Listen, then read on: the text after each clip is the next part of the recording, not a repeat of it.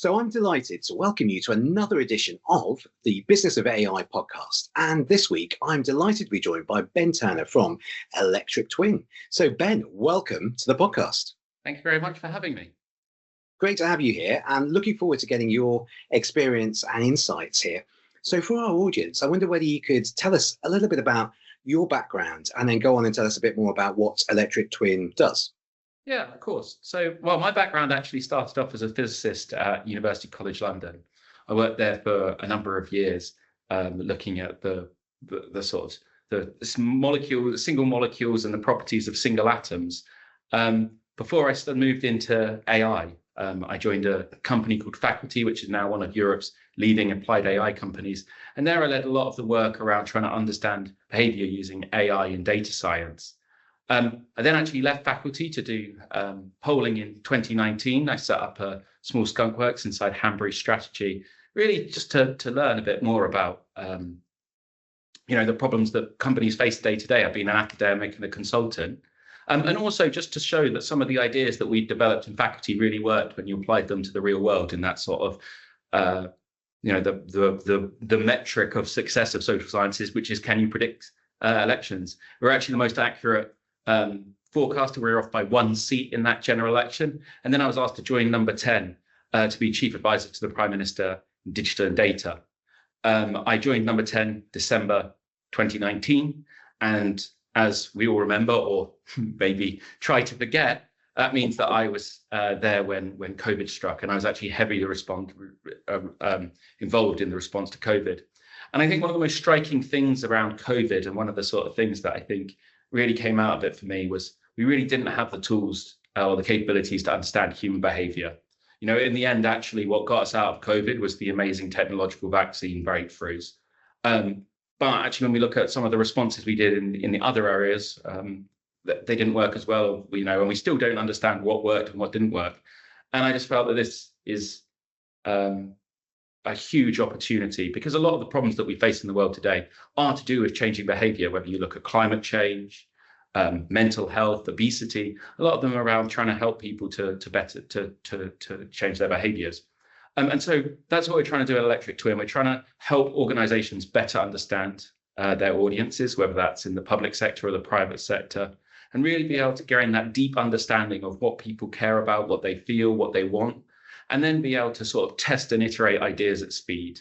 And we can do that using the bleeding AI technology. And that means that actually we can do things that would take you 2 to 4 weeks with traditional methods inside 10 seconds with the same level of accuracy. Wow. I love that factor that you've been able to speed up that whole process of testing things. Maybe we'll come back to that in a minute. But could you explain a bit more about what you mean when you're talking about twin, because that concept of digital twin is used in many different types of contexts here. And I'd love to hear your definition of it and then how you're actually using that, how you build your twins. Yeah, I mean, a lot of digital twins, everyone uses them in different ways. For me, I always think Google Maps is a good example of a digital twin, right?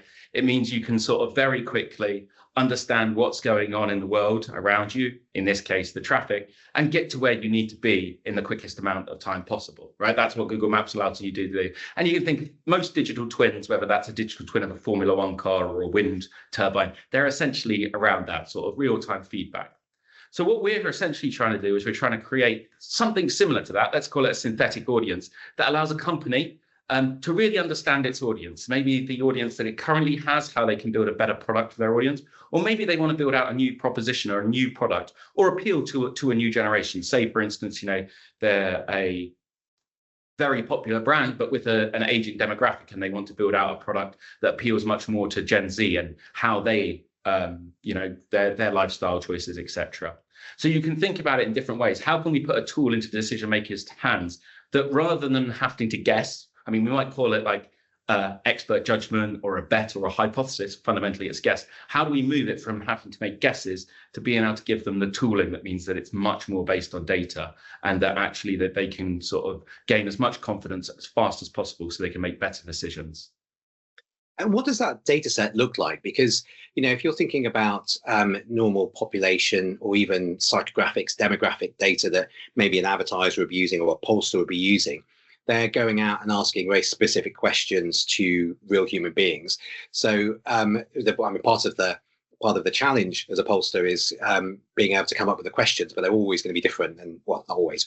With trackers, they'll be the same, but often they'll be very different. So how can you build a data set of a synthetic population that's able to have all the answers for all possible questions? Yeah, I think it's a really interesting question. So maybe the best way to start is actually when we think about, like you say, like a traditional survey, what are we doing? We're going out to the real world. We're collecting data off maybe 1,000 people who have opted into an online panel. And then what we do is we put that through a simple algorithm, a raking algorithm, to create a representative population. And we can think of that as essentially creating a synthetic audience. That's a very simple synthetic audience where you only have the exact questions, like you say, that you asked in your data collection. So if we think about what we do in Electric Twin, we actually still use real world data, but then we actually use the bleeding edge complex AI models from OpenAI, Anthropic, Google, etc., with other machine learning tools and other mathematical techniques to create a really complex synthetic audience. Now, I think the interesting thing is usually when we think about complex algorithms, we think of physics where we use more complex algorithms to be more accurate. But here what we're doing is making it more generalizable. So you can ask questions surrounding the data set that you've asked. Now, the other side of that is you'll notice I skipped slightly over collect data from the real world. We do actually use data that we've asked of people, survey data, etc., but we can use other sources of data to create this really rich, complex audience of the actual group you want to be talking to, rather than the people who you have access to, or actually quite often the people who will take a survey and be paid £2 for 15 minutes. Okay, so in the past, my business has created things like knowledge graphs, and we've collected those knowledge graphs based upon entities which are all connected, so we can understand that, let's say, a particular footballer who's an entity is related to another a team that he plays for, but he was born in this city, is married to this person. There's all entities in the graph there, and it's kind of the beauty of those knowledge graphs was that you're able to see how all those things are connected. So I'm curious, when you talk about your data set, are you using it in sort of complex knowledge graphs like that, so you can actually extrapolate and start to see how all those things are connected, how you can then start to make those populations come alive with their interests, and fill in the blanks almost? So the way that we work Electric Twin is we're really trying to sort of think about how we put tools into decision makers' hands to make them so that they can answer the questions as quickly as possible. What we want to be able to do is make it so that when somebody has to make a decision, they can get the information they need as fast as possible. So our tools are really designed to be really easy to use to get to the answers you need as quickly as possible. So in effect, you can just you find the audience you want to talk to and ask them a question. So behind the scenes, yes, there's a lots of complex maths like of the type that you're describing.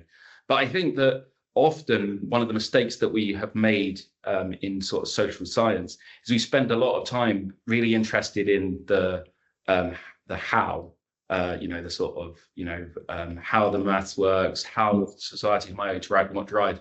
But actually, what the most important thing is, when it comes to it, can we get valuable information to the decision maker in the time that we need it? And what we found in COVID was the tools aren't. The answer was no. And with Electric Twin, the answer is yes. And it's really, that's why I think it's really important. It's this ability to speed up 100,000 times, but also it means that everyone in your organization can be asking questions, because in traditional market research, you can only ask 30 questions. So maybe the CMO gets some, the person in charge of product development gets some, the CEO can ask some questions, but growth marketeer in a secondary market, they often don't have the amount of the information that they want. But a tool like Electric Twin means everyone in your organization can be using it to make data-driven decisions. Yeah, and that's been the holy grail within marketing departments for many years, hasn't it? To be able to actually understand the customer and have a persona. And you walk around marketing departments, you'll often see a persona on the wall, and they'll have that that person there named and pictures of all their interests and stuff. I suppose what you're doing is almost creating a living digital version of that kind of emulates the whole population. Yeah, exactly. That's exactly right. And we all have those sort of pen portraits. They're incredibly useful. They're incredibly powerful. They're a key tool. But we also know they're not quite good enough. We all know that sort of Caroline, 45 to 55, is not actually a true representation of the persona that we're after. And so the idea of electric twin is you really can sort of interact with the real audience with all its uncertainties, its vagaries, etc., which I think is really important, because otherwise I think what you end up with this stereotypical view of humanity rather than actually, really interacting with the richness, but also that sort of uncertainty. But with political opinions in particular, and I know you mentioned you've kind of been working on some things in the past where you've come across political opinions, it's often, I'm trying to figure out whether there's actual data that you could use to be able to predict people's political opinions, without wanting to get too much into the politics. We've seen the rise of populist parties. And so if we think about a population that you've created, an electric twin population you've created already, how would you be able to then predict from past behavior the rise of new phenomena, new types of behavior like populism that maybe hasn't been seen in the training data before? So I think the really important thing to remember is that the most important thing is that we sometimes have this view of especially in politics, of almost like people are sort of swinging. We've even described swing voters, and they're moving around, and it's almost like a game of hungry hippos with parties trying to sort of grab them. That's not actually how humans work. It's actually much better thinking as people as sort of almost pegs on a pinboard, and that where they are on that peg is set by their values, their cultures, how they grew up, what they care about, etc. And then essentially when they look at the environment and they look at what the different political parties are offering, they sort of vote for the one that they feel is closest to them right now. And so actually we should think about political parties moving across this pegboard of humans, not humans moving towards political parties. And therefore, actually, the reason why you can use this to predict, consumer behavior and what consumers are thinking is because what you're essentially saying is we can model out people's values, we can model out the cultures that drives their behaviors, and then then you can make predictions off the back of it. That's fascinating. I love that visualization. Thank you of turning the audience around a little bit and actually thinking about the political parties moving relative to them. So just turning back to the business side of things then, could you give us some examples of businesses that are using electric twin and how they're actually using this to develop benefits and products and services for their customers? So I think the really interesting thing about this tooling is how much useful it is across a business, because almost every decision a business makes is to do with people, whether that's when they're thinking of their internal workforce, whether they're thinking of their customers, maybe they're thinking about other sort of intellectual characteristics, the marketplace, etc. So almost every decision we have in business is to do with people. And because of the speed up of electric twin, you can actually utilize it in lots of different areas. But we are also seeing, of course, companies using it in more traditional areas. So, for instance, we're working with one of the largest media companies in the UK, where they're actually, to the point that you made earlier about this idea of having pen portraits, these quite, usually it takes 12 weeks. It's a long time to get these sort of PowerPoint slides, which don't quite work for marketing. They don't quite work for product, but they're still the most useful thing they've got. Whereas with something like with electric twin, what they can have is have these living audiences created that everyone across every department can interact with, talk to, really test their ideas and generate other ideas to be able to get to the most impactful decisions. You can also use it to test messaging content. One of our customers was walking in and they saw an advert by one of their competitors on Instagram. They tested their message on Electric Twin's platform, saw what people liked, what they didn't like. They sort of slightly modified the advert, released their version of the advert on social media, and they found it was one of the best performing adverts. The idea of being able to message test within hours, let alone days, is really powerful. And also just being able to test at that sort of low cost. Usually message testing is a slow and expensive process, and here somebody's just doing it on their commute into work. And then lastly, around product development, we were working with a really large, one of the UK's fastest growing telecoms companies that's trying to develop a new product. Usually, product development is a slow process, and the reason it's a slow process is because you want to be continually testing with people. Well, every time you test with people, that's a 4-week cycle. So certainly, to bring something to market takes 18 months. Whereas electric twin, rather than 4 weeks, you can be testing in seconds. So you can just have this massively fast iteration cycle where you're always testing and learning. And they think that that's sped up their process. They've managed to get about 12 months, 6 month process, 6 months of work done in about 1 month, meaning that they can bring that proposition to market much more quickly and also with higher confidence of success. Now, I imagine it's all probabilistic in terms of the predictions it's making, but how can you ensure accuracy with this system? Because the case, the examples you gave, they sound great, and I can imagine where they're really helpful for those teams who wouldn't normally get access to be able to test those concepts out or messages out. But there's also the risk that if it's not accurate, then what's going into those messages and those campaigns is not going to work. So how do you ensure that it's constantly kept up to date and accurate? Yeah, I think it's a really good question, and we spend a huge amount of time, effort at Electric Twin making sure that we're accurate. We've done tens of thousands of evaluations to make sure it's accurate. Indeed, recently we actually did an experiment where we ran 7 identical surveys in the real world via different companies and methodologies, and we pre-predicted the results with Electric Twin using an audience that we'd created. And we actually can see that the accuracy of Electric Twin is essentially the same as traditional methods. If you use the baseline of the average of all surveys, that the Electric Twin's 95% accurate. And I think that's the thing, right? Is that actually one of the key things to remember is we know that surveys are not that accurate. We've seen that in the recent general elections. We've seen that in America, we've seen that in France, we've seen that in the UK. So actually one of the biggest problems we have right now in Electric Twin is not how accurate is Electric Twin. It's that our ruler, the best ruler we've got, which is surveys, we're now as good at. So in effect, we're also now thinking about how can we develop better ways of measuring the accuracy of Electric Twin so that we can continue to improve it. Because the surveys are the only benchmark you've got. Is that what you mean? Yeah, exactly. So once if your ruler only measures to centimeters, once you're accurate to centimeters, you can't use that ruler anymore. So we need to develop better rulers.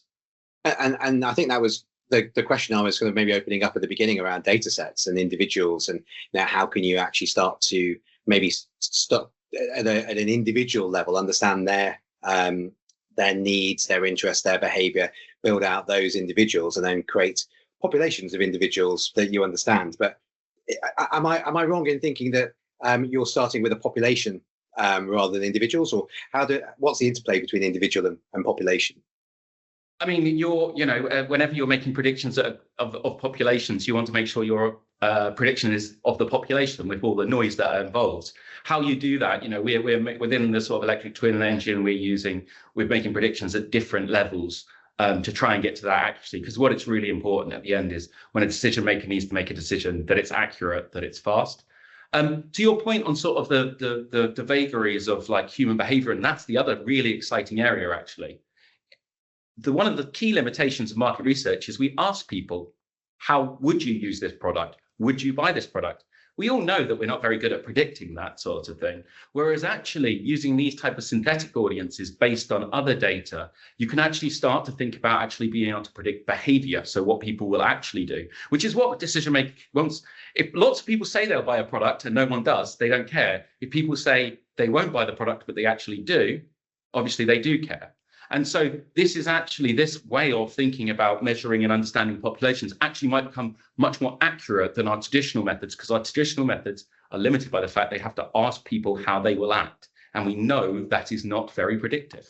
Yeah, no, that's fascinating. And I think that's where this synthetic data then gets around some of those issues around privacy and security, because of obviously it's synthetic, so you don't have those considerations, and you can start to then create that observable behavior that you mentioned, which is really interesting. And also now you've got the smart data coming online as well, which you can bring in to sort of build in to really enrich these whole profiles as well.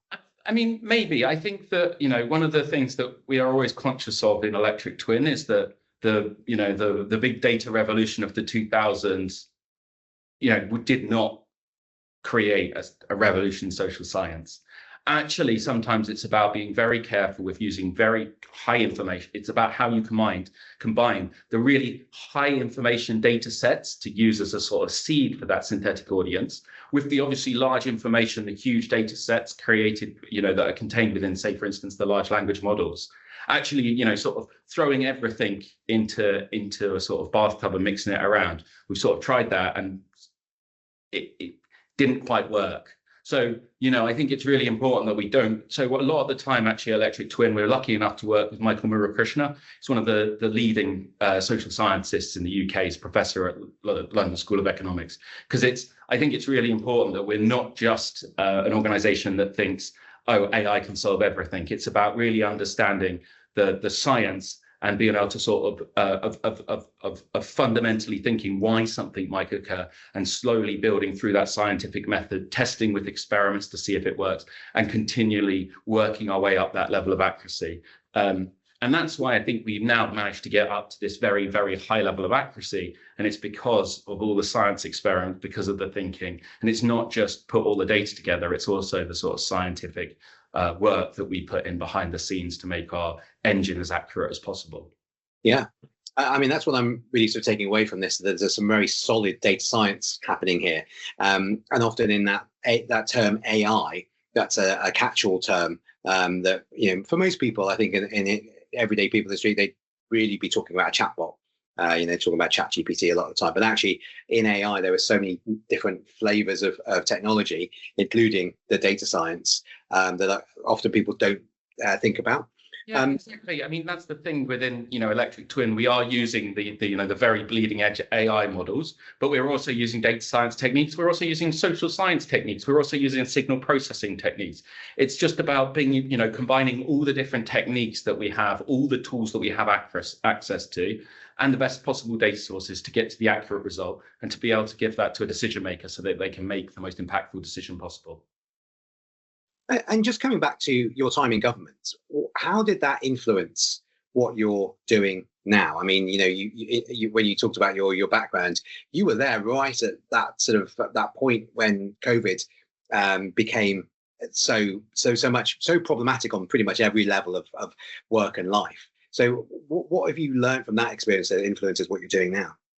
Yeah, I think it's really interesting because I think, there's this sort of idea that we actually understand human behavior. I think some people think that there's this like magic tool out there that can exactly predict human behavior. Maybe you think it exists in the big tech companies, maybe in the supermarkets, maybe in the consultancies. But the really interesting thing is when we were in No.10, we actually asked all those people into No.10 and we said, look, COVID's a real problem. If we have access to these tools, we need them because they will help with the response. And actually, they didn't have these tools. So when it came to me talking to the Prime Minister about why the UK strategy was wrong and we were going to have to change, the actual tool I used was a whiteboard, because actually that is still the tool we need, the best tool we had. And so actually, and COVID is just, everyone in government was trying to do the best they could, was trying to use the data. Actually, our epidemiological models are actually pretty good. What was wrong was the behavioural assumptions that were placed in those models.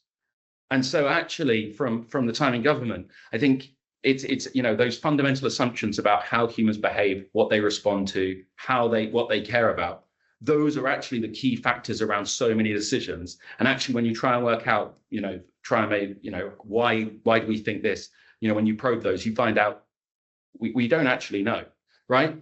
If you look at what is the key breakthrough over the last sort of 15 years in behavioral science, it's actually the reproduction crisis. Is that most of behavioral science doesn't reproduce. It's not actually predictive on a scale.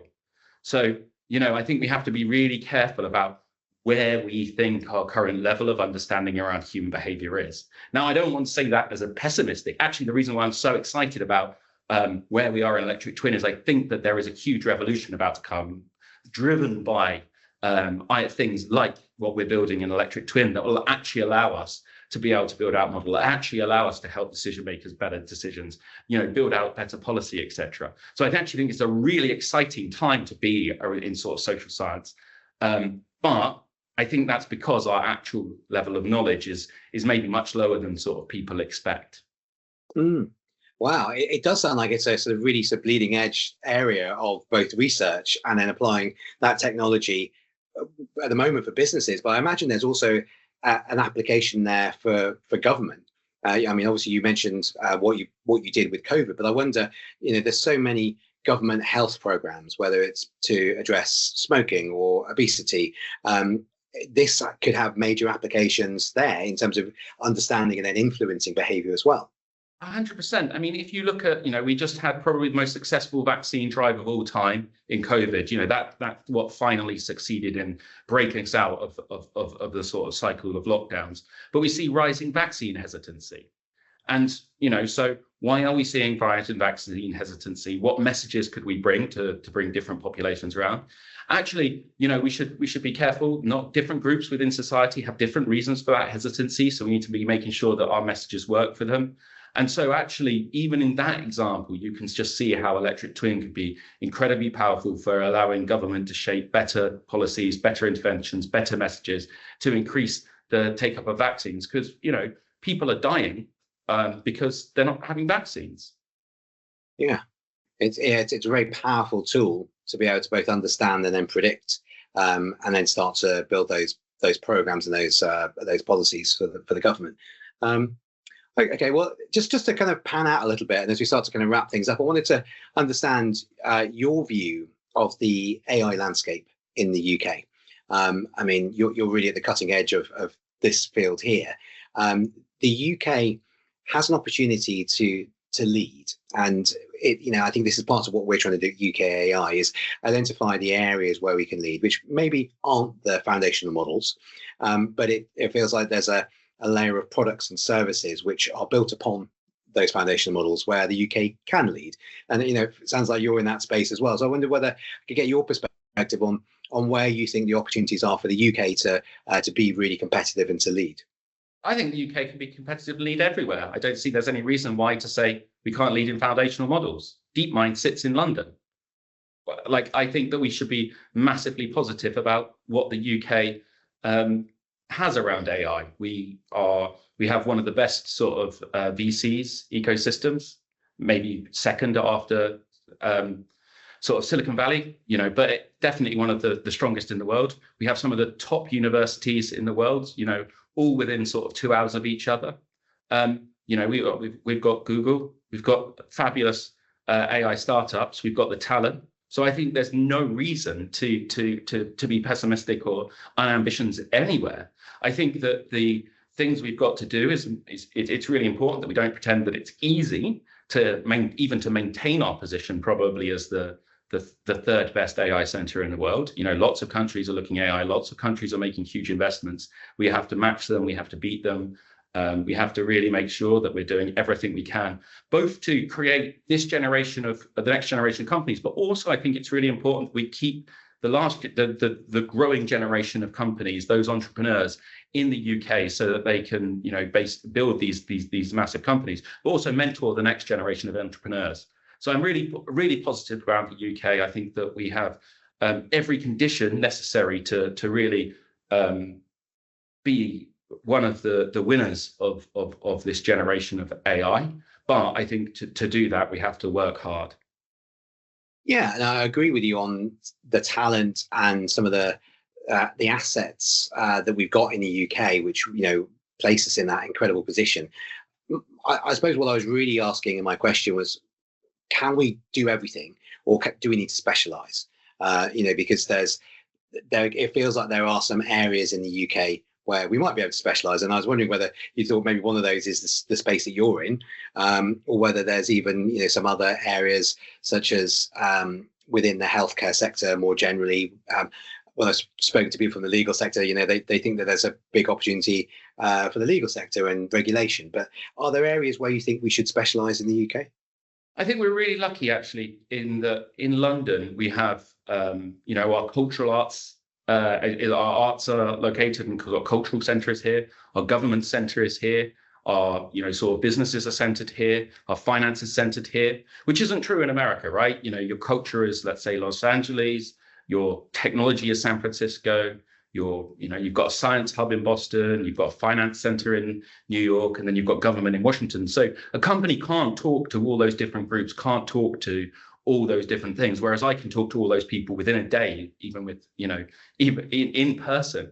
So I think that, this idea that we should specialize, that we can understand this market, I think AI is going to be a massive revolution. And so I think that to think that we can tell the future is, there's probably better people out there for making predictions about the future than myself.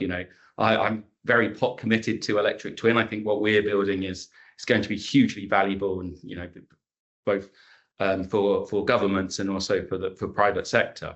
Yeah. Actually what I think we want to do is build the enabling conditions, make sure that we've got the talent in the UK, make sure we've got the capital, make sure we've got the sort of culture and the mentorship of entrepreneurs, so we can build the next generation of companies. And then what those companies build, I think we'll all be surprised by. Yeah, no, I like that sort of agnostic approach in a way, that it's not really so committing us into kind of a narrow direction, but allowing it to focus on building the foundations, the skills, and maybe the infrastructure as well, that then allows the UK to really have the maximum opportunity.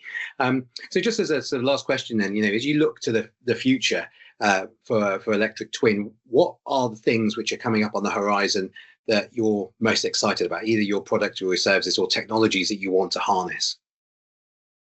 I mean, for us right now, it's incredible to see some of these really large enterprises making decisions off the back of electric twin, trusting it in its judgment. That's an incredible sort of sort of bet on us, on the hard work we put in, and I think that is the really important thing of how can we help these companies succeed? How can we help them make better decisions? How do we keep improving our tool so that these companies are being able to accelerate away from their competition? And I think that their successes in that is going to be the key thing for driving successes for us. And then it's about making sure that we're starting to think about how this could be used for public policy, because as you've said, I think it could be really important. I think that when we talk to we've talked about how do we lay out the enabling conditions for startups, how do we create the mentorship, keep entrepreneurs here, how do we build the next generation of companies? Again, it's back to behavioral change. Will this policy actually drive people to stay in this country? So actually, even in that conversation, we're discussing humans and behavior. And that's why I think the electric twin is really powerful, because instead of me and you sort of pontificating here based on our own individual sort of judgment, the people we're chatting to, the WhatsApp groups that we're on and the articles we're reading, we can actually make data-driven decisions to actually come up with better policies. So actually the UK does end up with, sort of a leading AI sector. Yeah, I love that. And I'm writing down that, perhaps we should talk to see whether we can get some feedback on some of the campaigns we're running. We're trying to understand adoption of AI by everyday consumers. We're looking at how we can make the industry more sustainable and getting consumer feedback on that. And importantly as well, I'm sure you've been following the debate on copyright, and looking at the way in which the creative sector views AI and what they would and wouldn't accept when it comes to licensing. So maybe there's questions we need to follow up on and see where you get you involved. Exactly. No, that's the thing, right? Is that there's some of those approaches they feel so out of reach because you just don't have the money or time to actually be able to get to the answer. But it's crucially important you do have the answers. And so tools like electric twin can actually allow you to do that. You could, for instance, we could create a synthetic audience of founders in the UK, see what they think to various initiatives, what drives their decisions, etc. We could create a accurate representation of investors. We could look at people who work in the creative industries. We could work at public. And then suddenly in your hands, rather than guessing how these people think, you actually can ask them questions, get those real world answers, and develop policy that work for everyone to get to a better sort of set of policies. Amazing. Well, Ben, we're going to have to draw things to a close there, but can you tell us how we can find out more about electric twin and how we can stay in touch? Yeah, well, www.electrictwin.com, probably the best one. Always feel free to drop us an email. We love chatting to people. I think it's a really exciting area which is applicable to so many different businesses, and we're just looking for more and more companies to work with they're interested in using this sort of cutting edge capability. Amazing. Well, Ben, it's been fascinating to talk to you, and there've been so many applications of what you're doing there to the businesses that I'm sure our audience will find it fascinating. So thank you very much for joining us on the Business of AI podcast. Well, it's been a pleasure. Thank you so much.